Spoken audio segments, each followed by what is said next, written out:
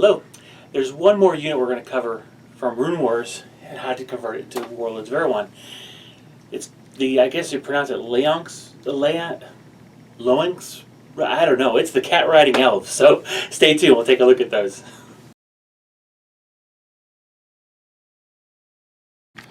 Alright, I want to start the video off just looking at the models themselves because they're kind of cool looking. And since I don't know how to pronounce them, this will help you see what they are. Now the models come with only 4. In Warlords of Erehwon, the cavalry units are usually base 3 with the possibility of adding 2 more to make it 5.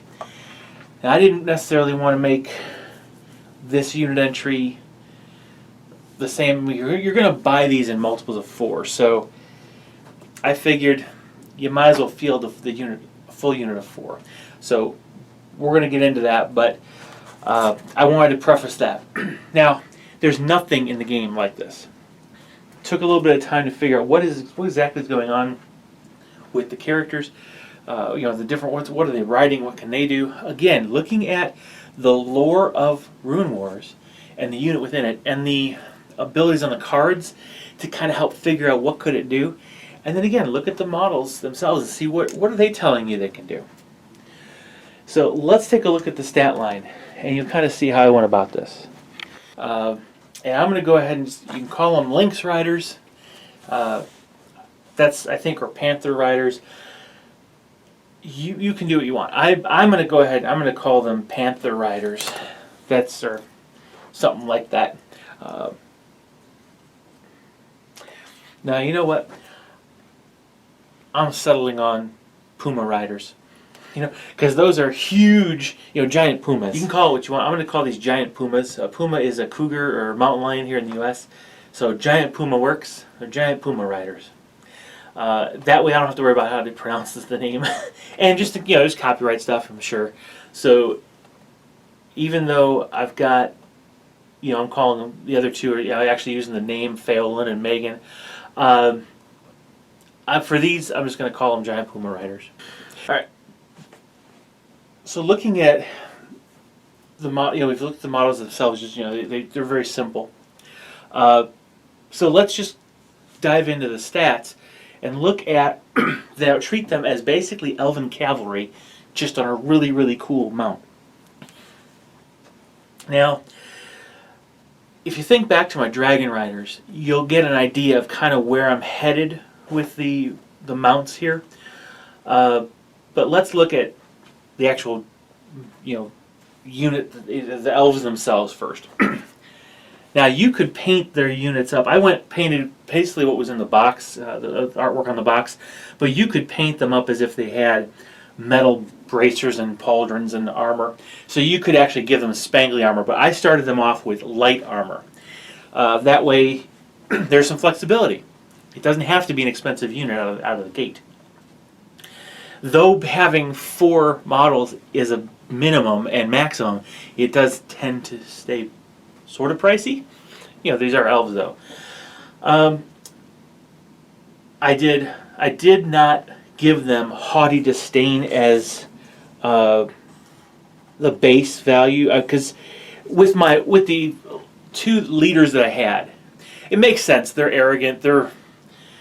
Matter of fact, for Megan, it fits her character in Rune Wars. Not so much. I don't know. Remember Phelan was kind of along those lines, but Megan definitely was. So we'll use haughty disdain as possibly an upgrade for them. But the only real difference between these and regular elves is the fact they're mounted. So the res starts 1 higher at 6, and they have fast 8 like elven cavalry do. So pretty much the stat line for elven cavalry. The one thing that we're going to be able to do here not going to be able to do here is really give them a lot of upgrades, because there's no weapon options. All they've got is that lance. Well, at least that's what I'm calling it. So their lance and light armor, the only thing you can do is upgrade them to spangly armor if you feel like it, which is, I think, 4 points per model. So the power of this unit without, when you don't have any spangly armor, is really in the cats themselves. So when these giant pumas attack, I figure, okay, they've got, you know, sharp claws, sharp teeth, and since again they're not mounted, sorry, they're not free to do what they want. They're carrying riders, so they're not going to have necessarily as many attacks as maybe a regular wildcat would. So I only give them one hand-to-hand attack, just like most mounts have, and I give them strike value 2. Figure, man, have you ever been cut by a cat's claw? Yeah, it's pretty sharp. And what I decided to do, though, is to give the cat itself frenzied charge, so it gets 1 extra attack, so it gets 2 attacks on the charge, figuring it's going to be doing, you know, so it's going to pounce on you, bite and claw you. So when it comes in, it can claw you at both. It can bite you and claw you, but in hand-to-hand, it's either going to bite or it's going to swipe you with a claw on one of its paws while its rider is doing his thing. So the Leonx, or giant puma, basically is a strength 6 mount, just like the dragons were in the Dragon Riders, with a strike value 2 base attack with 1 additional attack on the charge. That can be pretty intense. This unit, as depicted here, is going in on a charge with 12 attacks. In follow-on combat, it's got 8 attacks. That's actually pretty good. So it's a very simple unit. Again, no real upgrades to speak of. So you can control its ability. You know, it basically, it's going to be, I think, 184-ish or 186 points, completely maxed out. So that's not too bad as an expensive unit. When you dial it back to just the bare bones, you can see how expensive it is. Adding spangly armor, it's only what 16 points, I think. And then, of course, Haughty Disdain is 40 points. Or, sorry, 10 points to the whole unit. So it can be, yeah, it can be pretty expensive. So let me know what you think below. I hope this really did kind of help you see how you can take units that already exist in other games and just quickly translate them without really thinking through a lot of the special abilities or things and options, weapon options and stuff. Because sometimes your other units are already built.